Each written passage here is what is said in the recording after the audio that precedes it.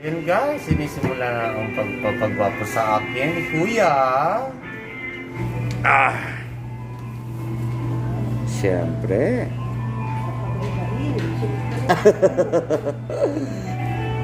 Natin to. Face reveal. Oo.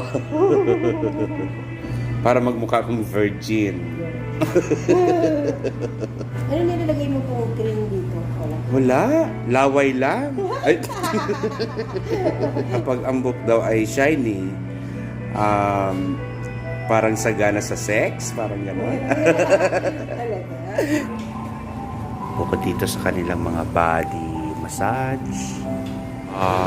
Anong street ito? Hindi ko alam. Dito sa may McDonald's yan. Nakikita nyo dyan. Yan.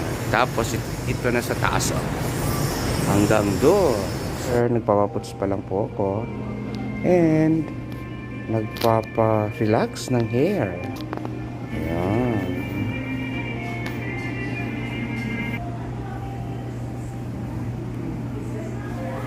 Aba, pinkish na ang paa ko. Mukhang paa na siya ng tao, di na mukhang paa ng elepante.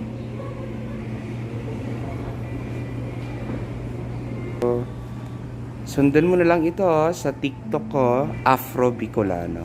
Sa TikTok lang po. Sa Facebook ko din. Saan niya ito, ate? Nag-aesthetic. Napaka-relax. Kompleto na ito, one-stop shop kumbaga guys. Pwede ka nang magpa-massage. Pwede ka nang magpa-foot spa. Pwede ka nang magpa-parlor. Mag-facial. Meron silang serbisyo sa nail polish. Ang tawag doon? Manicure. So lahat na. So one-stop shop. Kapag magpapa-beauty rest kayo, dito na. Wala nang iba. Sa Naga Aesthetics Day Spa. Okay. Ang ganitong package na ginagawa sa akin, ito ay foot spa and anong tawag dyan? Pedicure. Magkano nga yung halaga nito, ate? 599 lang guys. Saan ka pa? At mga artista ang tinitiran nila dito. Siyempre, ako na sikat kaya dito ako.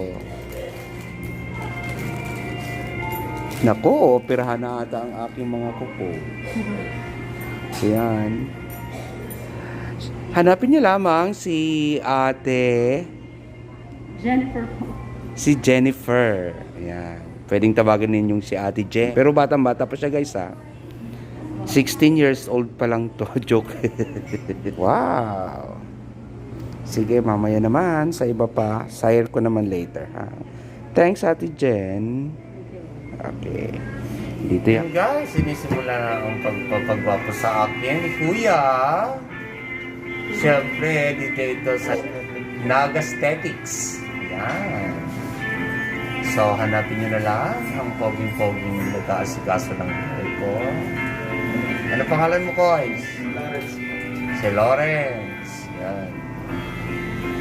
Kanina, si Ate Jen ang tumira sa aking paa. Ngayon naman si Lawrence. Yan. Anong ginawa nga natin sa aking hair?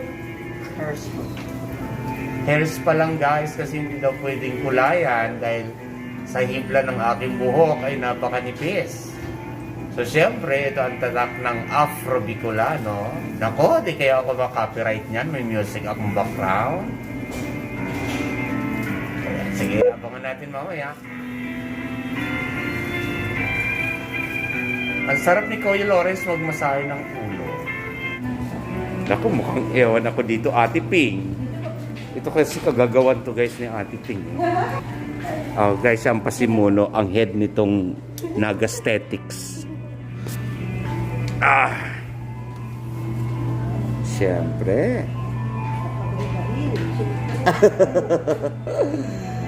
Hindi pwede si natin to. Face reveal.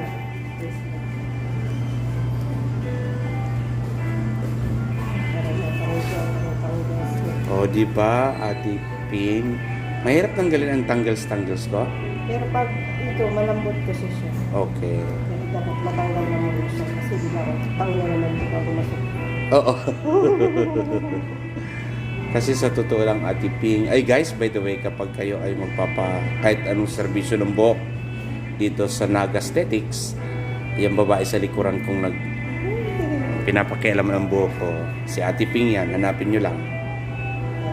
Siya ang bahala sa gusto ko sana pakulayan nung kaya lang siya na mismo nagsabi bilang isang hairstylist, ang hibla ng buhok ko ay napakaninipis, so hindi siya bagay ng mga matatapang na chemicals, di ba, Ate Ping? Po. So, kaya ito lang.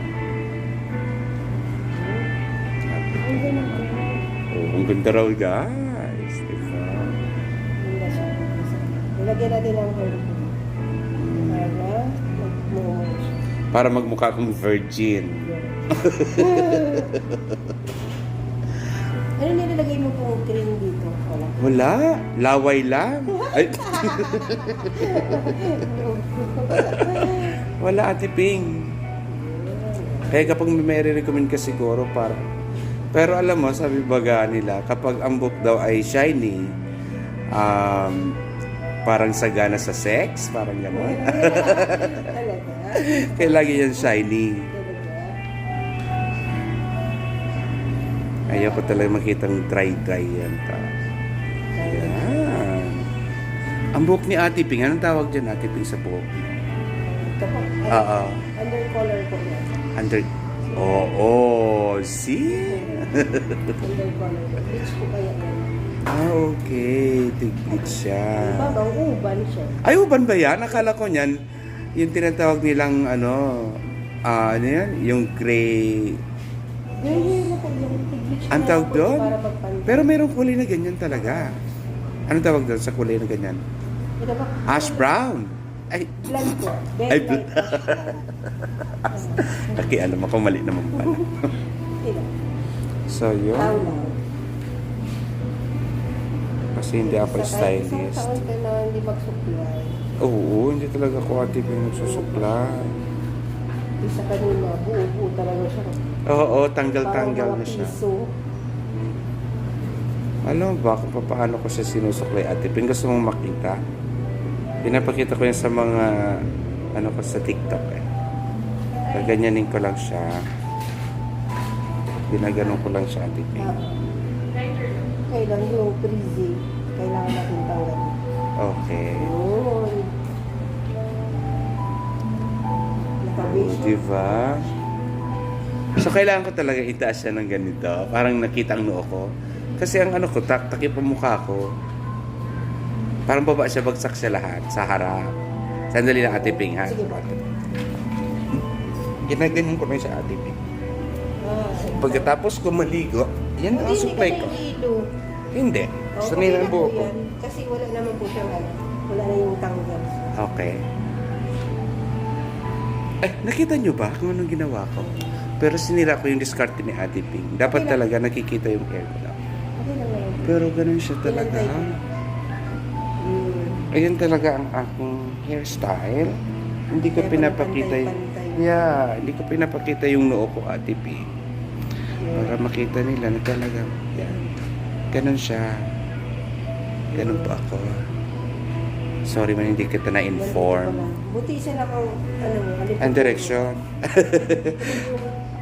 Bumbunan. Ano yan sa Bicol? Saro lang talaga kaya ang alimpupuro. Alimpupuro ba? Pag tagilid daw, matigas ang ulo.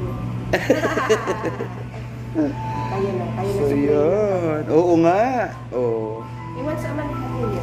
Anong sabi nito? Ang hair spa mo. Di ba? Ano sabi nito? Kinamay lang. Parang ano na. So, yan siya. Like kanina. So, Ate Ping, maraming salamat. Samahan mo naman ako dito sa Aesthetics Guy, Naga Aesthetics. Siyempre, ako, si Afro Bicolano, kasama ko si Ate Ping. Halika dito, Ate Ping, may gagawin tayo. So, siya nga hanapin nyo dito, ha? Ang nagsasabi sa inyo ng madalas na... Tama. Peace and love, God.